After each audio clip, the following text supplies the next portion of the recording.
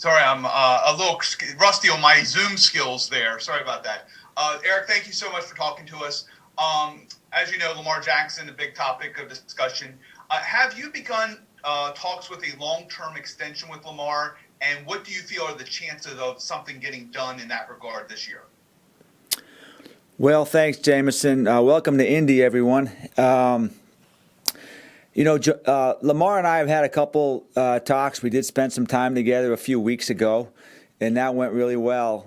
We haven't really gotten into the actual contract proposals, negotiations, things like that. It was more of a general conversation about a lot of different things, the team, Lamar, just how we were going to go about a negotiation like this. There's definitely some different moving parts that make this different than a lot of other negotiations we've done. So I think from our perspective, it hasn't changed from what I said postseason, which is Lamar's a really important part of the team.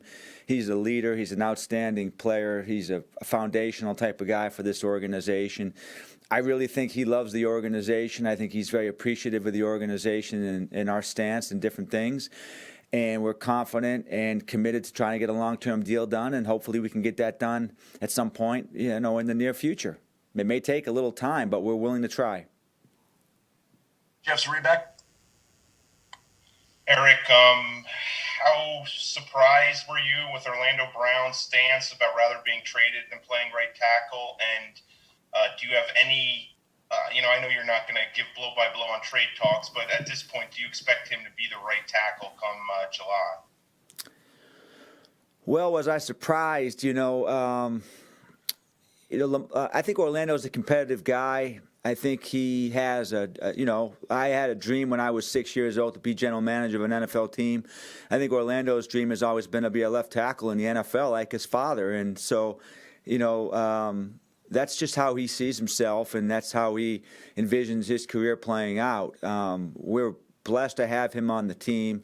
He's a great kid. He's an outstanding player. He's played very well for us. He's a very selfless guy.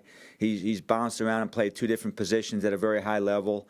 And he's under contract, and he understands that. And he and I have had some discussions. We've spoken on the phone. I've spoken to his agents, who I have a lot of respect for, two of the best guys in the business. And we'll do what's best for Orlando, and we'll do what's best for the Ravens. And these things take time sometimes, a lot of different scenarios on how this thing could play out. But we are blessed to have him on the team. He's an excellent player. We're a team that loves offensive linemen and young offensive linemen that are skilled. And Orlando's a young offensive lineman who's skilled. Giles Walker. Yeah, hey Eric. With the franchise tag deadline coming, have you guys given serious thought to tagging either Judon again or Ngakoue? Well, Charles, we look at all that. It's such a difficult thing because we don't know what the salary cap's going to actually be yet. We still haven't been told. So, there's a lot of moving parts, and these things are very fluid. There's a lot of different ways we could go, and we still have time to make those decisions. So we've definitely talked about a lot of different scenarios with our roster. Free agency, the players under contract and pending free agents, players available on other teams. We look at all that stuff. We've been doing that really since November, and when the time comes, we'll have a game plan and we'll be ready to attack. Jerry Sandusky. Eric, 1 year into COVID, as you've had to adjust completely how you evaluate talent, not having the combine, not having all the things you've had throughout the course of your career, how much margin of error does this create in terms of putting together your board from your perspective? Well, I think, Jerry, we're comforted by the fact that we had a lot of these challenges as well last year. We had a combine last year, but we didn't have the pro days. We weren't able to meet with a lot of players, the 30 visits and various things like that. So I think one thing that's really been good is we've had a year to prepare. We've had a year to think about it. Last May, we created a little, task force of guys and women who work for me, and the idea was like, what would our landscape look like with no college football this year? How would we get ready for a draft? And it was really a valuable experience, I think, for the group and for us. And we had a chance to really attack these situations and problems with some really creative, I think, efficient strategies and solutions. And so we'll use our scouts. I think our scouts are the best in the league. Obviously, I'm biased, but I really feel that way. And our analytics team, very skilled people as well. and we'll be creative and we'll be strategic and we'll be aggressive and we'll build a great board. We just had a meeting over the last week of our scouts, and we've got over 200 players that we've ranked.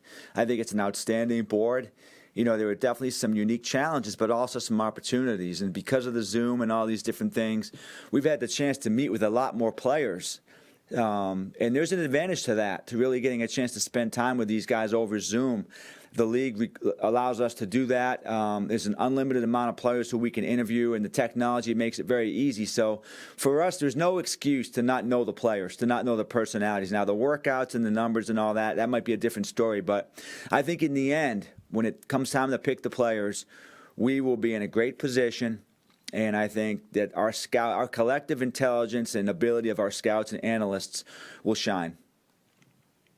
Ryan Mink. Yeah, Eric, I'm wondering if extension talks have started with Mark Andrews and whether that's a goal to get a deal done with him before this offseason ends. Well, Ryan, we've had some preliminary discussions. Again, it's interesting. Mark has the same agents as Orlando. And so we've spent some time talking to those two guys, Joe Panos and Justin Schulman. They're outstanding agents, and we've started discussions on all these types of things. We try to be as aggressive and proactive as possible with our players, looking forward, pushing things out, and I think that's a part of it. Mark's a very good player. I love everything about Mark, his personality, his ability, work ethic, demeanor, competitiveness. Got a great family, and again, he's the type of guy we want to keep. Gary Coleman. Hey, Eric, do you believe that Dak Prescott's contract will have any impact in talking with Lamar and trying to negotiate with him? And in the same respect, when do you expect, ballpark maybe wise, to hear from the NFL about a salary cap? Well, the second question, I really don't know. Hopefully pretty soon. You know, I think when you look at a contract like Dak, and he's a great player, I think you have to, as a executive, when you're talking about these kind of contracts, it's like when you know, if you go to the Bentley dealership or the Range Rover dealership, you know what the cars are going to cost. You're not going to get much of a discount. They all cost about the same, and you go in there and you're going with the idea that you're either going to buy the car or you're not going to buy the car. So, you know, all of these contracts, you know, there's bells and whistles, and they're all different in some ways, and they're all alike in some ways. There's a lot of different ways to look at these contracts. There's average, there's guarantees, there's money in the first 3 years, cash flow, and all these different things, time length, and all that. But in the end, they're all very big contracts for outstanding players. They're quarterback deals, they're marquee players, and you know you're going to pay a lot, but you're going to get a lot in return. Rick McEwen. Hey, Eric, last year you mentioned how deep the draft was at wide receiver. I'm wondering, what positions do you find the most depth going into the draft this year? Well, again, you know, we look at the board. We got a ton of receivers on the board again, you know, which is a good thing.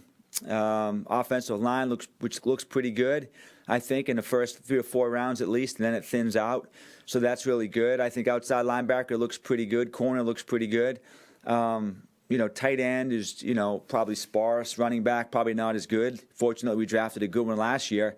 You know, but overall, it looks like, you know, numbers-wise, very similar in terms of the fertility of the draft, the amount of good players across the board.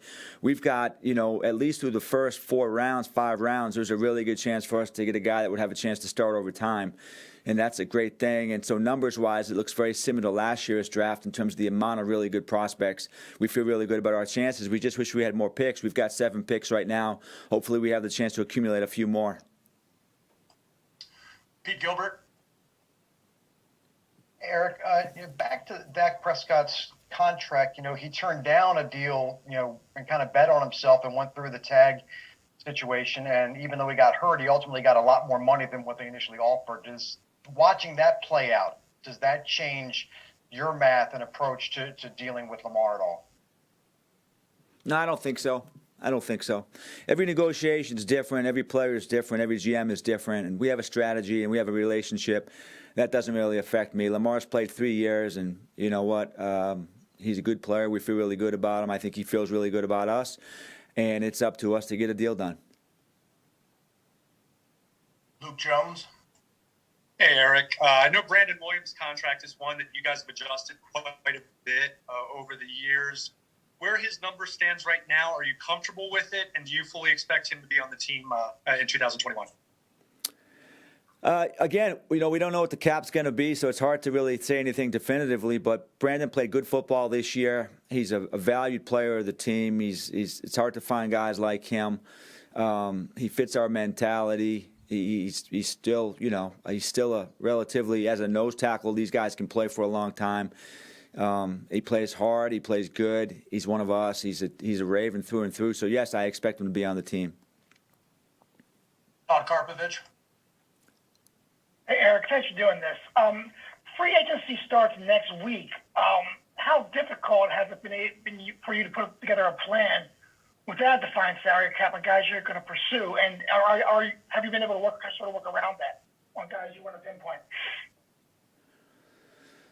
Well, we have a general idea what the cap would probably be, at least, some kind of parameters. We know it's not going to be any less than $180 million. So using that number, we try to be conservative, and we look at deals. We look at, how this is going to affect things. We look at recent deals that have taken place, players that have recently signed, try to get a sense for what the market's going to be. The hardest thing is to assess players that are being terminated now, veteran players that are being terminated now versus the clump of free agents that'll be available next week, and what this reduced cap number is going to have, the effect it's going to have on contracts in general. Is there a percent decrease that we expect across the board?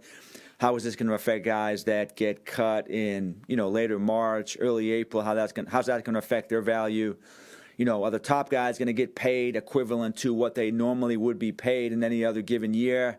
Is that going to change? There's a lot of different factors, and some of that is just a gut thing. Some of that is analytics. Some of that is trying to assess, getting as much information as possible from different sources and different people. The honest answer is we really don't know. You try to prepare for this and you try and predict. It's not that much different from trying to predict the first round of a draft.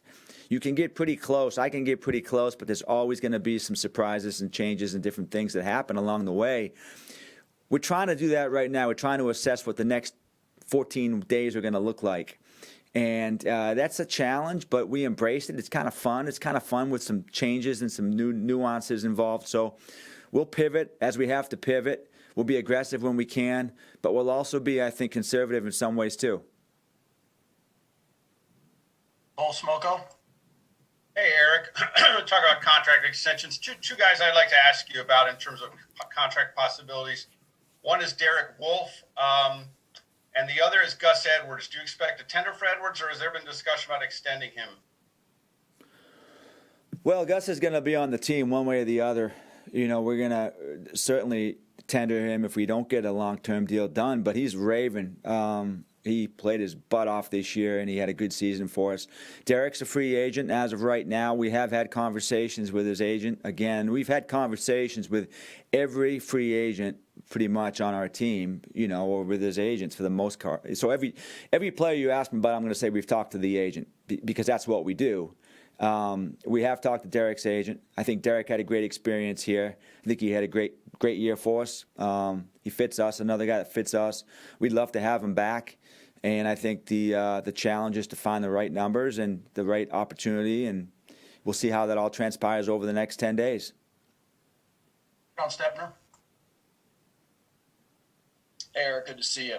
Just backtracking to Orlando for a moment. Is there a deadline or a time, if a move was going to be made with Orlando, is there a deadline or a time that you would want to see that kind of resolution to that issue? No, I don't think so. No. It's all really about, what's best for the club. Really, that's how I look at everything we do. What's best for the club? How does the club win? Aditi Kinkhabwala.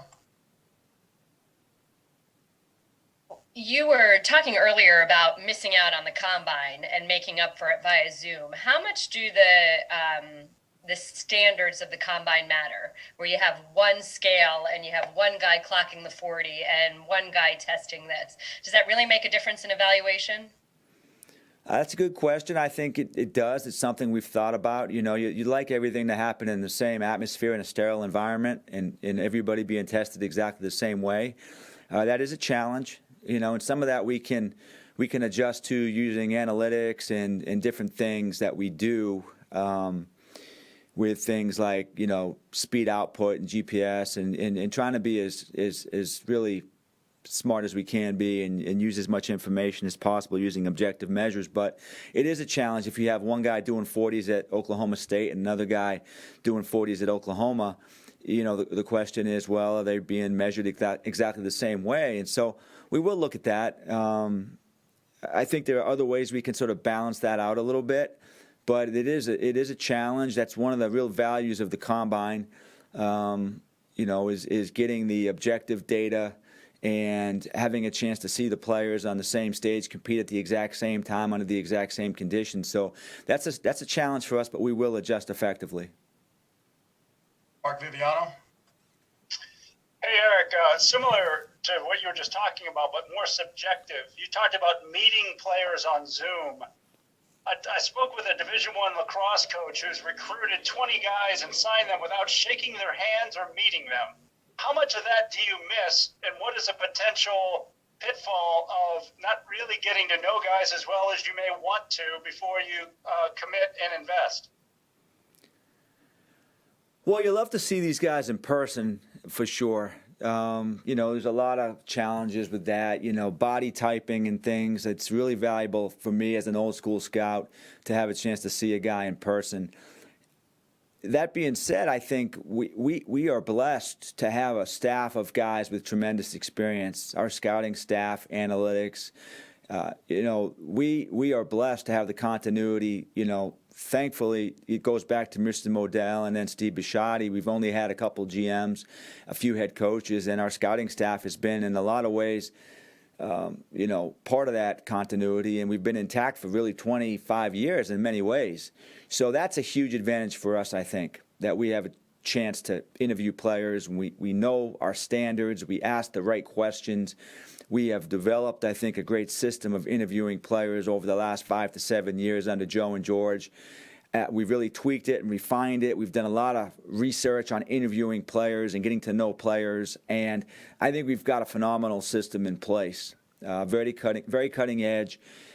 The Zoom allows us to spend as much time as we want with players. So just imagine at the Combine we have a 15-minute slot or a 12-minute slot to interview a player. We can interview a player over Zoom for an hour. So it's not in person, but if we do the interview the right way, we can build a profile that is far superior to anything we do at the Combine in terms of meeting with these players. And that's a huge advantage, I think, for our guys. So we've done that. We've taken advantage of it. We have, I can't get into all the different specifics about what we've done, but I am very comfortable. I think we're very comfortable as an organization that we're going to know these players off the field, their personalities, their drivers, their motivations, all of those different things. The numbers might be something different. The Combine numbers and all that might be something different. But as far as the personality and the challenges associated with no live exposures in the interviews, I think we're going to do a really good job with that. Stan Charles. Eric, thank you for doing this. The center position, if you had to move ahead in your mind's eye, do you think it will be addressed in-house, free agency, or through the draft? I think it could be all of the above. I don't want to tip our hand.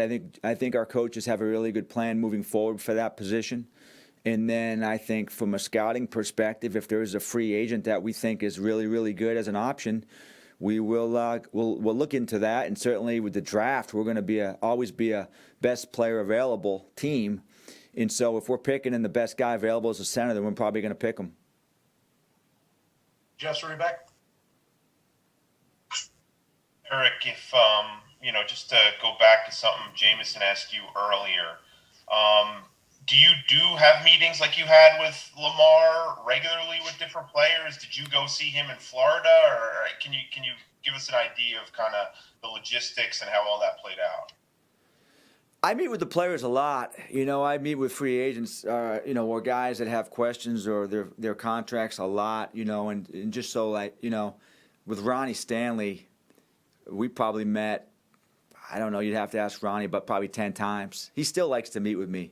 He'll still come up and meet with me. And I think that's one of the parts of the job that when I was the assistant GM, I had a lot of anxiety about that, about meeting with players and the relationship with players and how those things would go.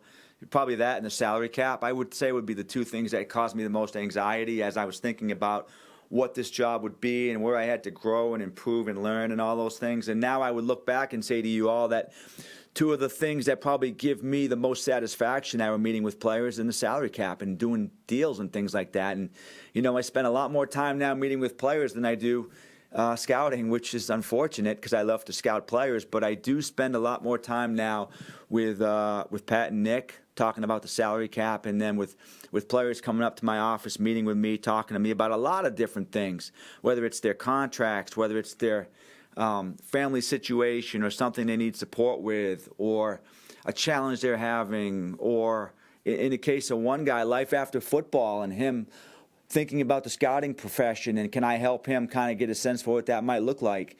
So those things take place all the time. I have spent time with Lamar personally, one-on-one, not texting. I mean actually being together with him.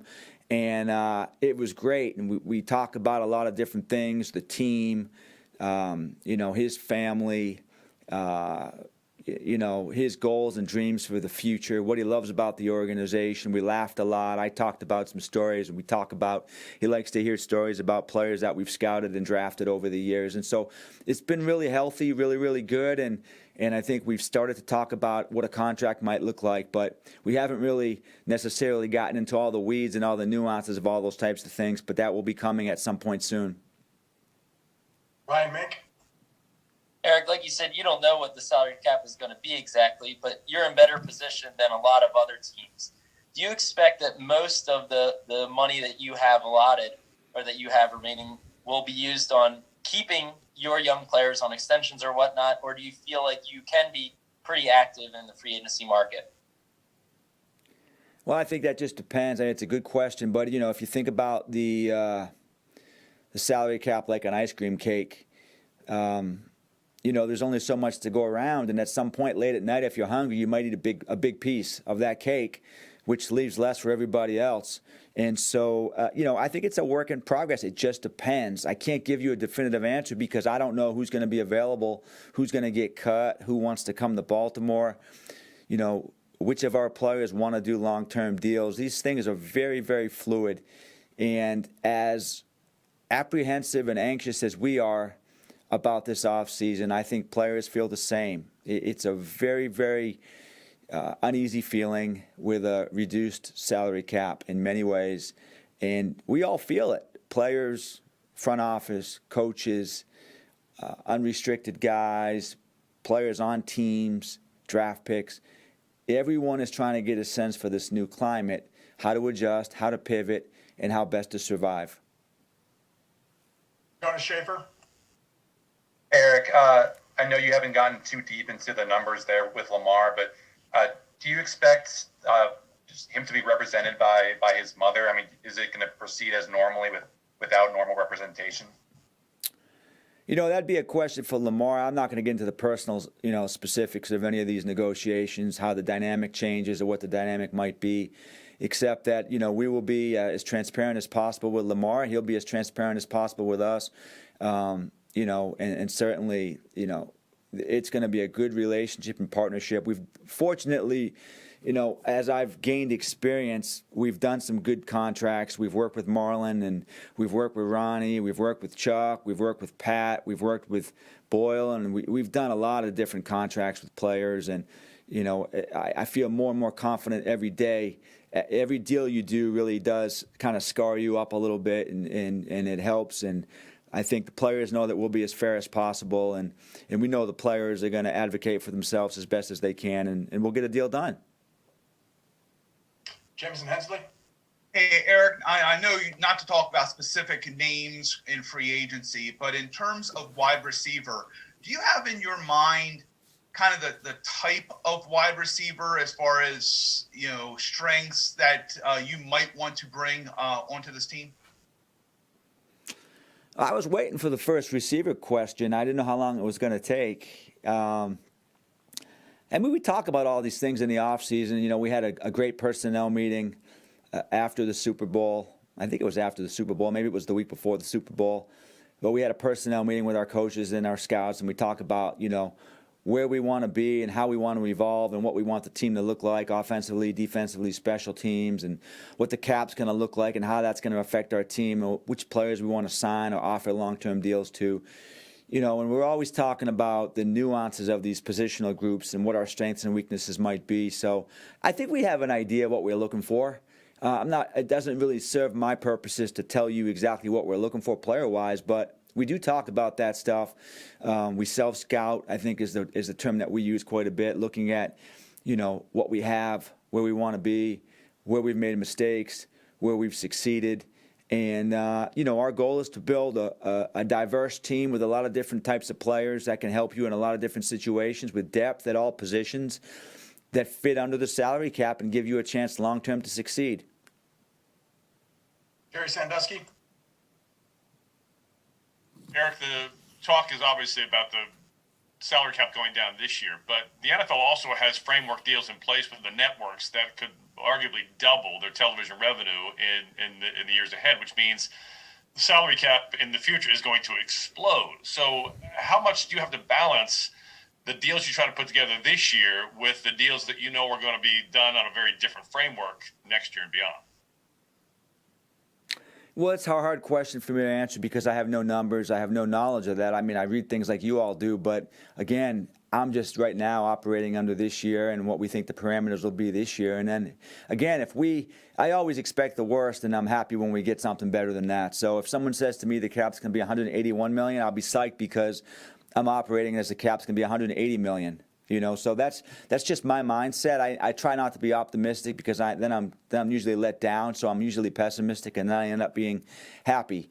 A good example would be like last year. I never thought that we'd get a third-round comp pick for C.J. Mosley. I always expected a fourth-round comp pick, and then we got a third-round comp pick for C.J. Mosley, and I was psyched. And so I always tell the guys, like, listen, don't give me the best case, give me the worst case, and let's operate off the worst case. So. You know, I don't know what the cap is going to be next year and moving forward, but we'll be prepared. We'll be, you know, responsible as best as we can be, but also be aggressive if we can be. Jerry Coleman. I actually did have a wide receiver question. Going back to that, did you happen to catch some of the comments? I don't know if you're going to be honest with us on social media about either soon-to-be former wide receivers with the team or current about what defines a number one and their role as a blocker. And in that respect also, in your conversations with Lamar, Eric, has wide receiver come up with him at all during discussions? Well, I don't really even understand your first part of your question, Jerry. No disrespect. I'm not on social media really. So I don't really know what you're referring to, but I can say the second part with Lamar, I think the question is, how can we improve as a team? How can we improve as an offense? What do we have to do as an offense? What do we have to do overall as an organization to improve? And those are really important discussions. We don't necessarily dwell on specifics or specific players or specific things, but we look at it as really, how can we improve? Where are the opportunities for us to get better as a team? Some of that might be, you know, salary cap wise, the type of deals we do. How can we get guys under contract long term? How can we do flexible deals that allow us to get out of a contract if we want to with very little dead money associated? The second part of that is, how can we find better players? And that's free agency and the draft. And then the third part of that is, there's really two other parts. How can our players that are currently on the team get better? And the fourth part is, how can we coach these guys and give them an opportunity to develop and improve? All right, we'll do three more. We'll do Aditi, then Jeff, then Stan. So Aditi, why don't you go ahead? Okay, this is kind of off of that and a little bit of a chicken and an egg question. When you talk about getting better players and you talk about getting better, Coach Harbaugh at the end of the season talked about perhaps evolving the offense a little bit. So do you think about how you want to evolve the offense, or do you think about the best players you can get, and it's the coach's job to figure out how to sort of adapt them to what you're trying to do, how to create an offense to what they're doing. So not necessarily, okay, we need a number one wide receiver, but which comes first? Is it what is the whole, or figure out an offense to fit whoever we bring you? Well, it's a multi-layered question. I could probably talk about that for 6 hours, But I think that in general, it's two things. It's one, do these players fit you? Do they fit your organizational? Do they fit your scheme that you run? Do they fit? The second part is, do these players have the skills that can help us? And can we tweak things, and can we create opportunities for these guys, for their skills to emerge and help the team? You never want to pigeonhole yourselves into being, this is exactly what we are and this guy doesn't fit.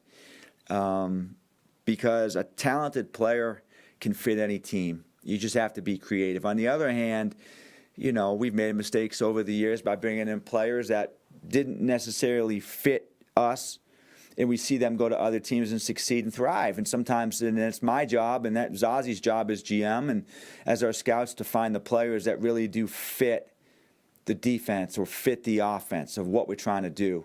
For instance, we're a power man blocking scheme, and we probably don't want to bring an offensive lineman that's 285 pounds to Baltimore to be a part of that offensive line. It just doesn't fit. It's not going to be effective.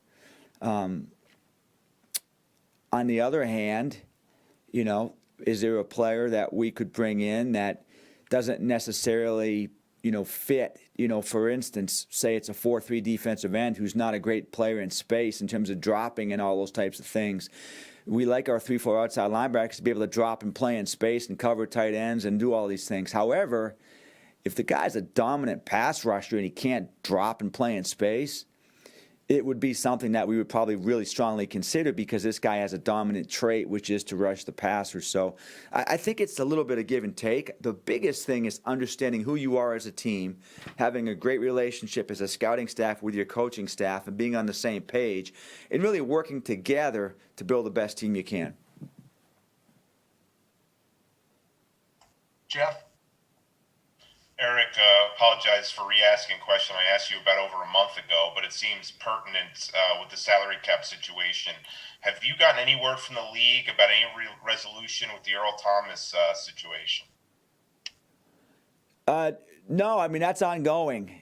We have had discussions, and there's a lot of moving parts, but that is ongoing. And I shouldn't say anything about that really, just because there's a lot of different things. I'm not a lawyer, and I don't want to get anybody mad at me, the Players Association or the Management Council or the agents involved or the player involved. But, these are certainly things that we've discussed and talked about. And, it's just an ongoing matter. It's an in-house thing right now. We shouldn't comment on it, but it's definitely something that has been discussed since the end of the season and will continue to be discussed probably over the next 5, 6, 8, 10 months to a year, I would say. We'll close it out with Stan Charles. Eric, I'm looking around at all the faces here, and I'm probably one of the only ones old enough to have been here with the first character issue in Ravens draft history, and that was Ogden versus Lawrence Phillips. In light of the Isaiah Wilson mistake by Tennessee, how does character still factor in it, and are you confident that you guys have the proper protocols in place to not make that kind of mistake? Well, I was thinking about that, and I was 25 back then in 1996. I turned 50 this year, and I've been blessed to be with the same team for the last 25 years, which is highly unlikely in this business. And I've seen that change quite a bit over the years, how teams look at character and assess personalities and different things. And, I can't say that we're the best, but I can say that we've got a great culture. And I think we've built that culture up over time. And that's probably the one thing that I think we would all say in Baltimore here in this building that we're most proud of, is the culture that we've built. They don't happen overnight. You hear that word thrown around a lot. And what I've seen is it takes 25 years to really build a culture. And we're not perfect. We make mistakes. We don't always bring in the best players that fit. We make mistakes. We've made some, recently. But That being said, you cover the team, you all cover this team, and you know the type of guys we have generally on this team in the locker room. Now, we make mistakes. I'm not saying we're 100%. You know, we're dealing with personalities and we're dealing with people, so you can't ever be as objective as you want to be. It's a very subjective business. But we scrutinize character. I think we have stringent standards. We take it very, very seriously in many different ways. And again, we've built up a lot of scars along the way. We've had issues here that have set this organization back at different times.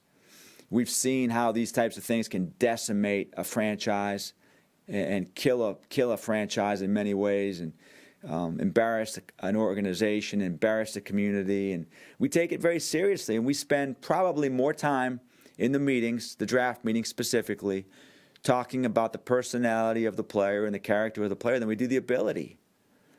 And that's just a big change over the last 25 years. It didn't used to be that way. It used to be you'd spend 30 minutes on a player and you'd spend 25 minutes on his ability, and you'd spend 5 minutes on his personality and his background and his character and different things like that. And now that has changed, and with things like social media and all the coverage that you guys give these players and all the information out there and the ability for us to talk to these guys, we should not make mistakes. We should not make mistakes as an organization, and if we do, it's on me. And I've made mistakes. We make mistakes. It happens. But we always strive to be the very best. And we want to build a team that when you guys come in to the locker room and talk to the players, that at least, and we might have lost the game, but you guys can say, that's a good dude. That's a good guy. That's an intelligent player. That's a respectful player. That's one of our big goals, and we will always strive for that. Okay, Eric, thank you for your time. To our media, thank you, and we will see you back here at approximately 1 o'clock for Coach. Thanks. Thanks.